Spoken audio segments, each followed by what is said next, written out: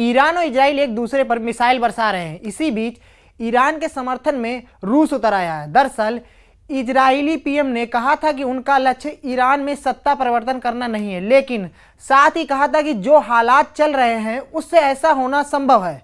रूस ने सत्ता परिवर्तन की बात को पूरी तरह से अस्वीकार्य बताया है।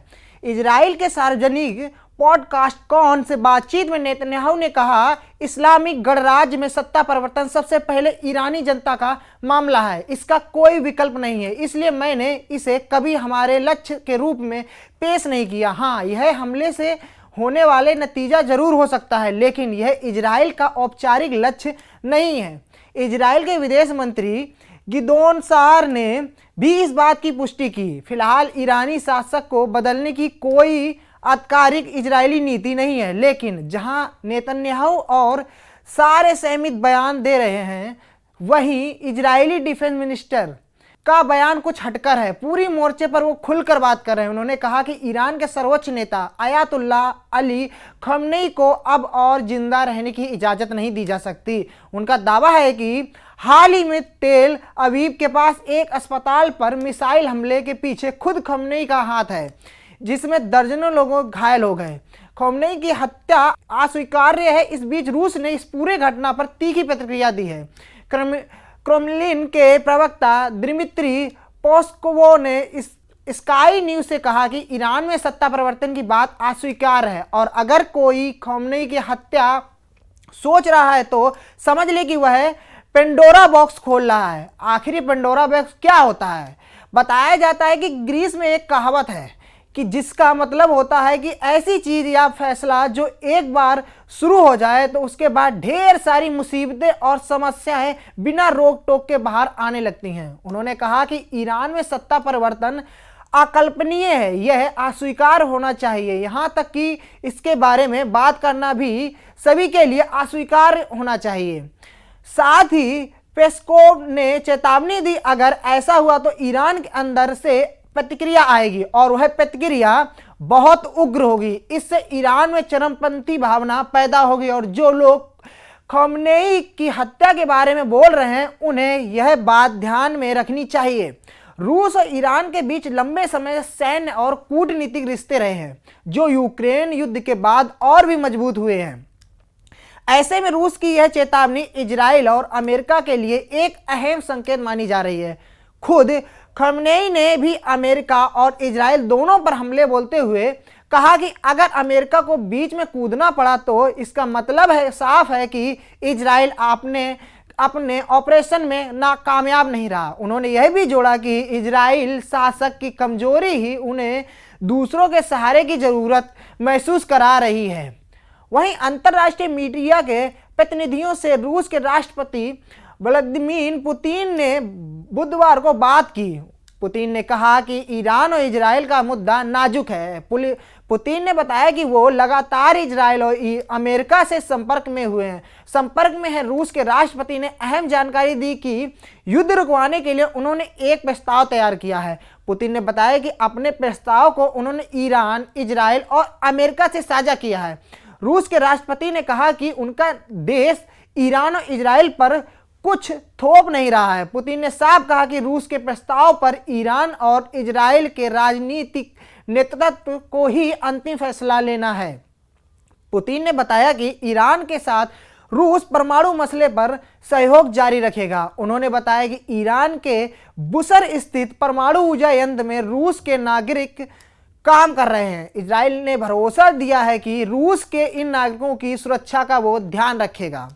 रूस और चीन हमेशा ईरान की इस्लामिक सरकार के समर्थन में रहे हैं। वहीं अमेरिका, इजराइल और यूरोपीय देश ईरान के खिलाफ रुख अपनाते हैं।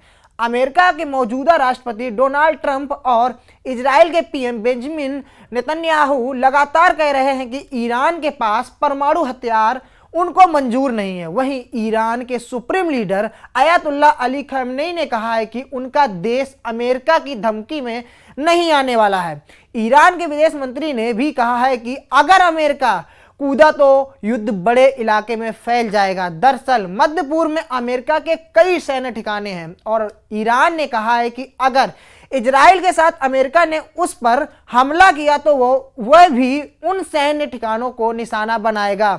वहीं डोनाल्ड ट्रंप ने भी धमकी दी है कि अगर ईरान ने अमेरिका के सैन्य ठिकानों पर हमला किया तो ऐसा सबक सिखाया जाएगा जैसा दुनिया ने पहले कभी नहीं देखा होगा।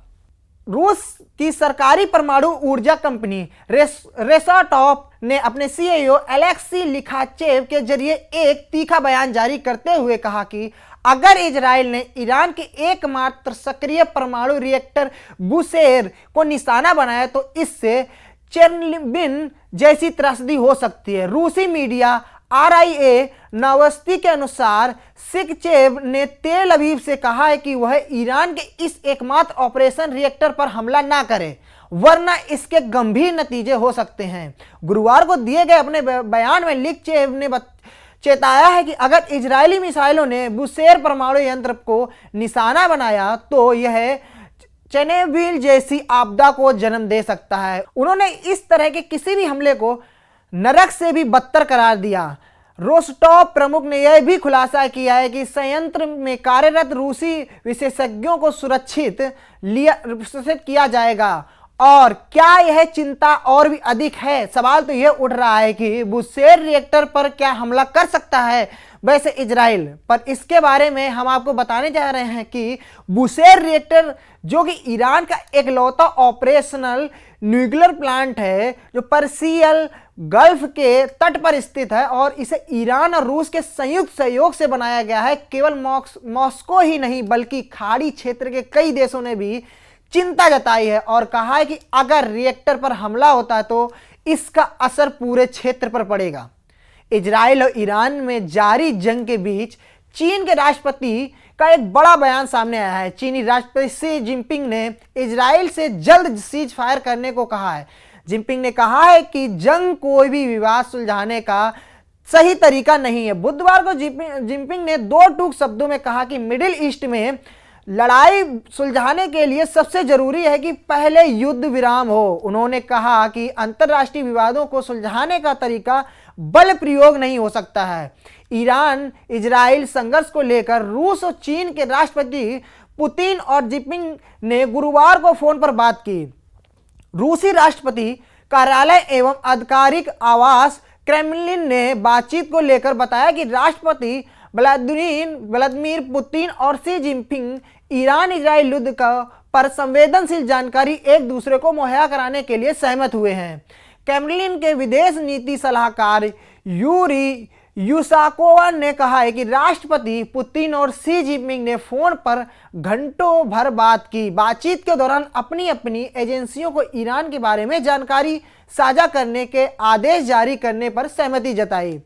पश्चिम एशिया में जारी ईरान इजराइल संघर्ष के बीच तुर्की के राष्ट्रपति रजेप तैयप एर्दोगान ने बुधवार को एक तीखा हमला किया और एक बयान जारी किया। उन्होंने अंतर्राष्ट्रीय मंच का ध्यान खींचा। उन्होंने ईरान की सैन्य कार्रवाई को आत्मरक्षा बताया और इजराइल के प्रधानमंत्री बेंजामिन नेतन्याहू की तुलना हिटलर से करते हुए उन पर राज प्रायोजित आतंकवाद का आरोप लगाया। एर्दोगान ने कहा कि ईरान की प्रतिक्रिया स्वाभाविक है, वैध और अंतर्राष्ट्रीय कानूनों के दायरे में है। जिस तरह से इजराइल ने गाजा, यमन और अब ईरान को निशाना बनाया है वह पूरी तरह से अस्वीकार्य है।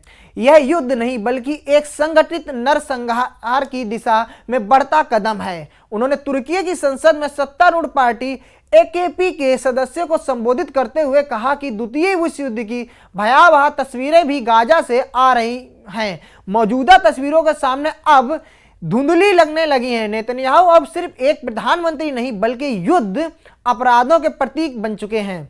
वहीं तुर्की ने कूटनीतिक समाधान की अपील की है।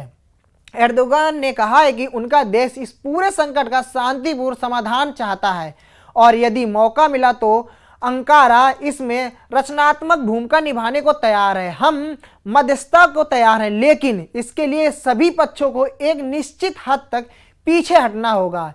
ईरान इजराइल के संघर्ष के अब एक हफ्ता हो चुका है, हालांकि इसके थमने को अभी कोई संकेत नहीं मिल रहा है। इजराइल का आरोप है कि ईरान परमाणु हथियार बनाने के बेहद करीब है, जो कि उसके अस्तित्व के लिए बड़ा खतरा है। इजराइल ईरान के कई परमाणु प्रोजेक्ट से जुड़े ठिकानों पर हमले कर चुका है, जिसमें ईरान के कई बड़े अधिकारी और वैज्ञानिक मारे गए हैं। वहीं ईरान ने भी इजराइल पर मिसाइल से हमले किए हैं। दोनों ही तरफ से जान और माल का नुकसान लगातार बढ़ता ही जा रहा है।